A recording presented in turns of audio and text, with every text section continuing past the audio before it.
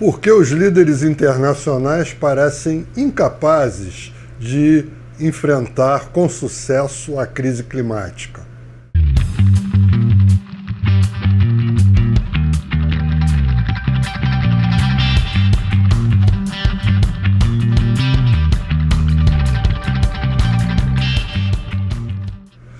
Bem, se todos os países do mundo que fizeram compromissos no Acordo de Paris, as chamadas NDCs, contribuições nacionalmente determinadas, se todos esses países viessem até 2030 a cumprir religiosamente as suas metas, ainda assim nós estaríamos numa trajetória de aumento da temperatura da Terra para mais ou menos 3 graus no final do século.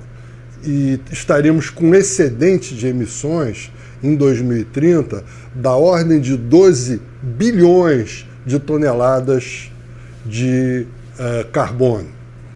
Então isso mostra o tamanho do problema, porque a grande discussão, vão cumprir, não vão cumprir o Acordo de Paris? O Trump se retirou do Acordo de Paris, os Estados Unidos, que são o segundo maior emissor, não vai cumprir, e, no entanto, o buraco é ainda mais embaixo, porque, de fato, ainda que tudo fosse cumprido, nós estaríamos numa trajetória de 3 graus, que é muito. Imaginem, atualmente nós estamos com aumento de temperatura de 1 grau em relação ao início da era pré-industrial, da era industrial, melhor dizendo, e já está essa loucura, esses furacões em sucessão, essas enchentes, esses incêndios florestais, o aumento do nível dos oceanos, a acidificação dos oceanos, a perda de florestas tropicais devido já ao próprio aquecimento global. Então, com 1 grau está assim. Imagina 3.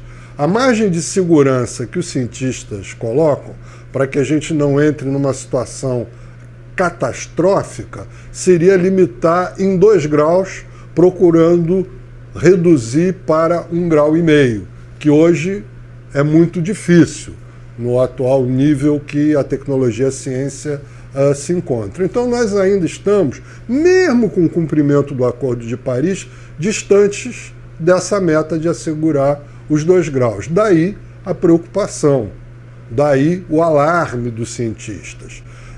Qual é, na minha opinião, o nó górdio da questão?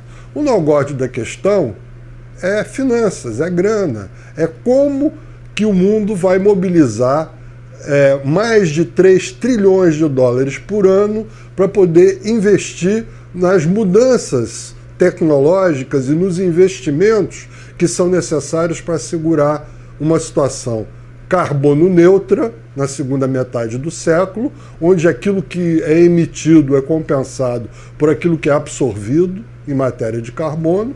Então, como fazer isso? Isso é caro, tem que haver esses recursos. Então, a grande questão é essa: como financiar a transição para uma economia de baixo carbono primeiro, uma economia de carbono líquido zero depois. Então, esse é o grande desafio. Isso foi objeto já das discussões na recente conferência que houve em Paris. As chamadas conferências do clima, as COP, das Nações Unidas, elas têm muita dificuldade em abordar esse tema, porque o processo decisório delas é sempre por consenso, por unanimidade. Existe uma grande discordância entre tipos de países.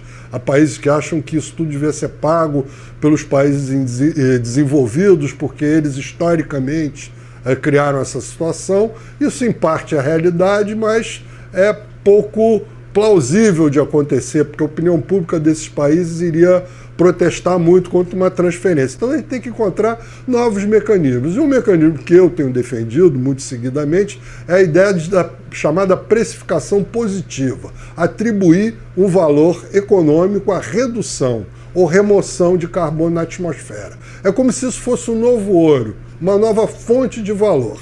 E isso já foi referendado no Acordo de Paris, no parágrafo 108, que foi proposto pelo Brasil, que reconhece o valor econômico da redução de carbono. Diz que reduzir ou remover carbono da atmosfera representa valor econômico.